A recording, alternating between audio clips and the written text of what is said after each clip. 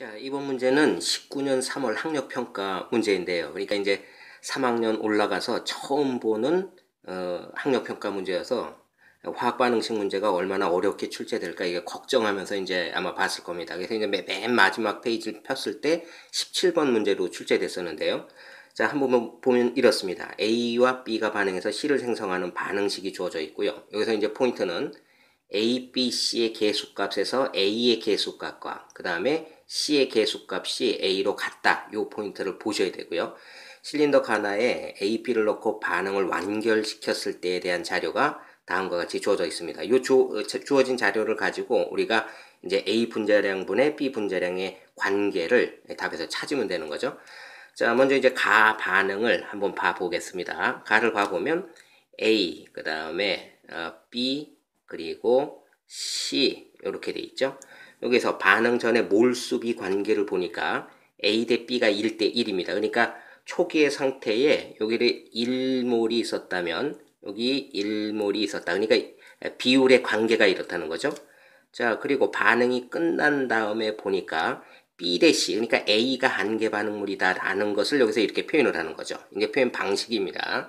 자, B 대 C가 1대 2다. 그러니까 요게 1, 그 다음에 요게 2 이렇게 본 겁니다. 그러니까 이게 지금 1인지 1, 2인지 또는 0.1인지 0.2인지 그 관계는 모르겠는데 지금 B 값이 이렇다는 거예요. 그런데 지금 선생님은 B 값을 상수 취급해서 1몰, 2몰 이렇게 시작을 한다는 겁니다. 그렇게 해서 역으로 올라가다가 보면 요 A와 B의 초기 몰수 관계가 어떤지도 나올 수 있다는 거예요. 예를 들면 이렇게 하면 되겠죠.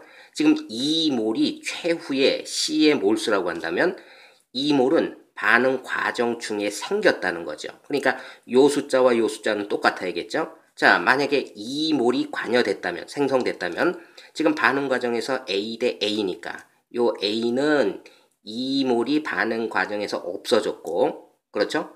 자, 그렇게 되면 지금 이게 A가 한계 반응물로서 0이니까 처음에 A가 얼마가 있었는지를 판단할 수 있죠. 이게 0이기 위해서는 처음 조건에 A가 마찬가지로 2몰이 있어야지 2에서 2 빼서 0이 되는 거죠. 그죠?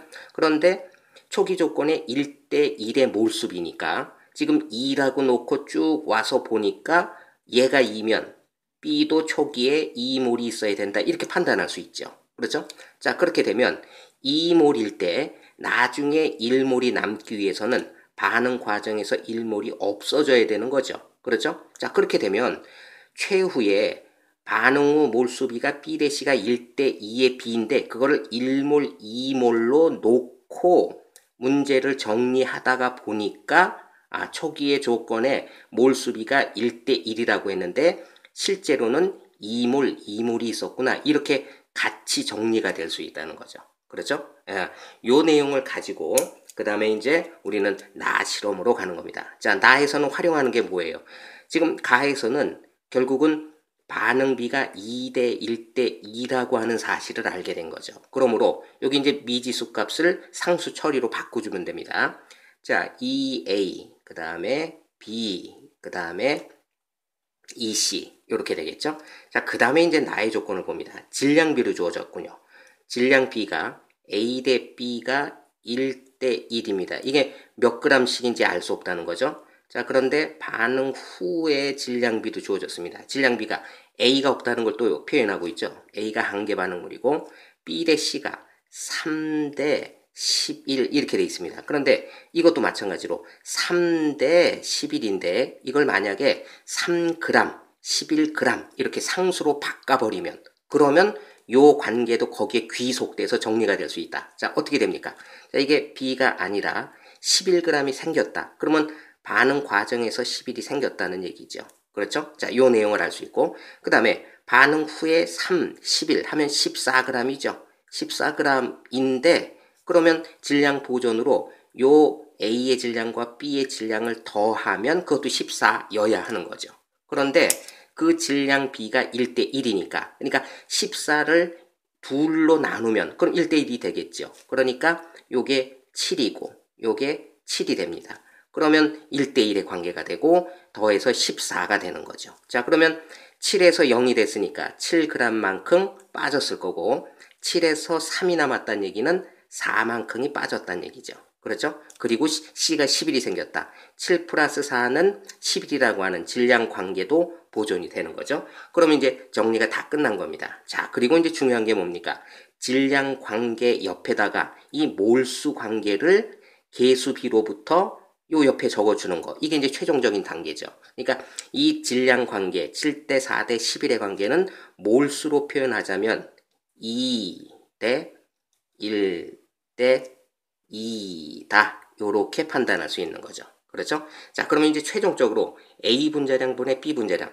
여러분 항상 이 문제 유형들을 화학 반응식 공부하면서 어떻게 얘기했습니까?